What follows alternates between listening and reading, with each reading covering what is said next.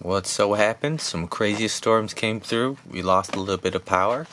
Now we're going to do a booster pack opening by some candlelight today. So let's have some fun with it. Today we're going to be checking out some Strixhaven School of Mages. Going to move my candle up front for some front lighting. Got 4 candles going. The Strixhaven School of Mages. I could totally use a light with my camera, like one that I have charged already, but I think it's just a cool vibe just using the candlelight itself. So we're going to open this up and have some fun. I have opened up some Strixhaven booster packs on this channel in the past, but let's have some fun with it and get at it. This is a 12 card set booster pack, so I got myself another set booster. Let's take off the outside packaging while not putting my arm over a burning candle, but I'll move this one here. And hopefully the lighting is good, but let's just have some fun with it. Angle it down a little bit. Nothing's going to be melting my camera. We're good. Because I have a candle right here. You can kind of see it right there. So this is it. Strixhaven School of Mages, a 12 card set booster. So I believe this comes with I think a guaranteed foil it was, and you get some of the art set, and I think a card from the list as well. I did do a video on the difference between the set boosters and the draft boosters if you are interested in that. But today we're just going to be opening this up just for fun. I'm going to open this up, take out the cards, and we'll have some fun. Looks like this is the art of the card right here, one of the art series.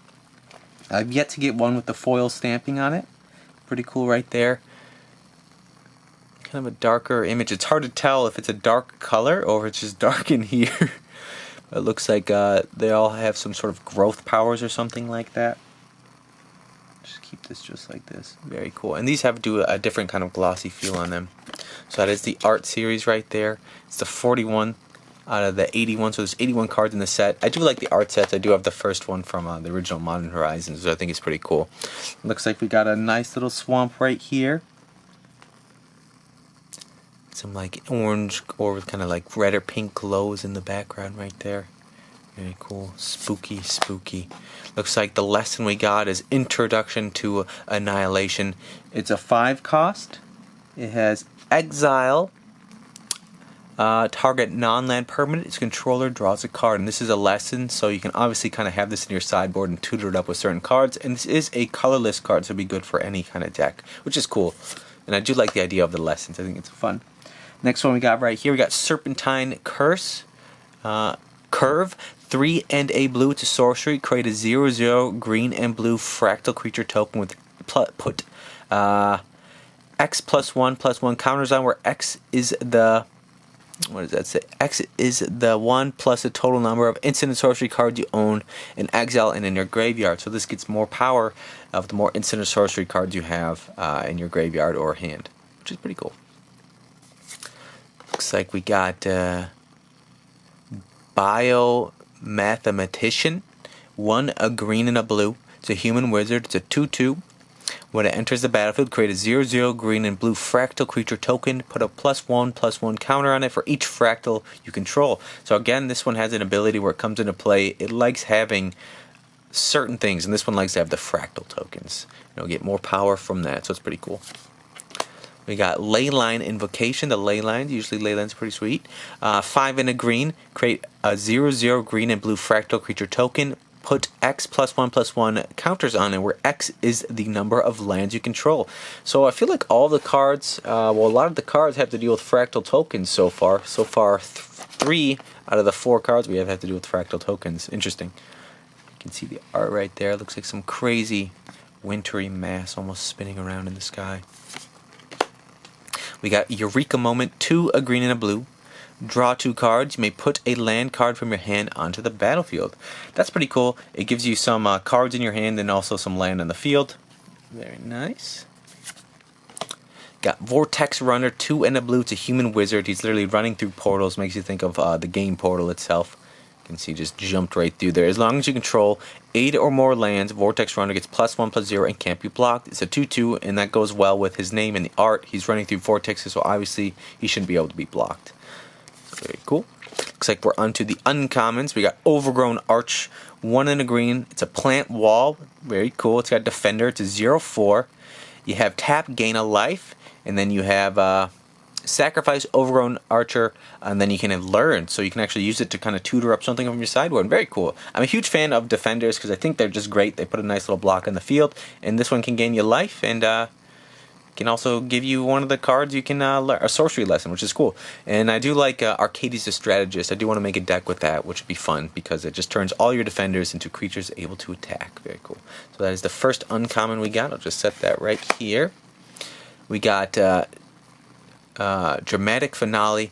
Any combination of 4 black or white. Oh wait, actually this is the rare for whatever reason. Jump to the rare. Creature tokens you control get +1/+1.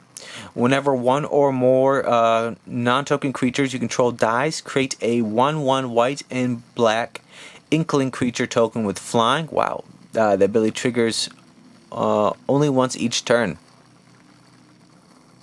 Interesting. Oh, it created 2/1 creatures. So I guess it happens once each turn, and once something dies that turn, you pretty much get a little Inkling token with flying, which is pretty sweet. But it only triggers once. Very cool. Nice little rare. Looks like we got one rare. Looks like we got another right here. We got Ovida, Dean of Perfection. It's the Dean of the School of Strixhaven, maybe. And this is a flip card. It looks like it's a 2 and a blue. It's a legendary creature, Djinn Wizard. It's a 2/2. What does this do? Very cool card as well. I like the colors in it. Very blue person, like Avatar or something. Tap. You may exile an instant or sorcery card from your hand and then put 3 bone counters on it. It gains at the beginning of your upkeep. If the card is exiled, remove a hone counter, not a bone counter, from it. And when the last hone counter is removed from the card, if it's exiled, you may exile it. It costs 4 less to cast this way. Okay. So I guess you exile a card from your hand, and then pretty much you have to wait 3 turns, and then you can play it for 4 less. That's what it seems like. And hopefully I'm reading it correctly. It is a little bit dark in here. And it looks like we got on the back of it the other thing that you can play it as, which is red. So red and blue, very cool colors right there. And looks like a flame spirit or something. 3 and 2 red. It's a legendary creature, Efreet Shaman. Very cool. It's a 4/4. At the beginning of your upkeep, exile the top card of opponent's library. Until the end of turn, you may cast spells from among those exiled cards, and you may spend mana as though you were a man of any color to cast those spells. Whenever you cast a spell from the exile, put a 1/1 counter on it. That's cool. So I guess you can pretty much play your opponent's deck a little bit, and when it says whenever you play a spell from exile, so I guess from any exile, so even one of yours, you should just get a counter on it, so it gets a little bit stronger. Very cool. 5 mana for 4/4, and it's got cool ability right there. Very cool. So that is the rare that we got. Looks like we got a one card from the list. It's an Opt, great card. I remember this card back in the day. Seerman's Visions was one as well. 1 blue, scry 1, and then draw a card. It looks like this lady right here, she's reaching for a star. That's her opt right there. She's opting for the stars. Cool. And I do like these border cards right here. And it looks like the foil that we got is Fuming Effigy. You can see it's all shiny. 3 in a red. It's a creature spirit. It's a 4/3. Whenever one or more cards leaves the graveyard, deals 1 damage to each opponent. So it wants you to somehow remove cards from your graveyard. So if you could come up, fill up your graveyard with 30 cards, and you exile your whole graveyard, it deals 15 damage to your opponent. That's really cool. You can actually win the game with this. I like that.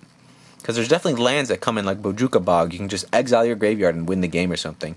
This could be a win condition for like a sort of mill deck. I like that. Very cool.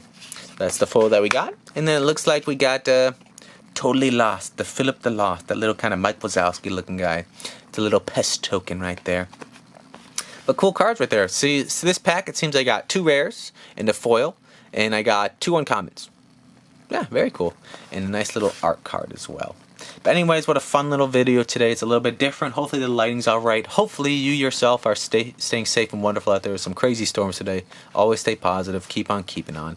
Thanks for stopping by, and I'll catch you on the next one.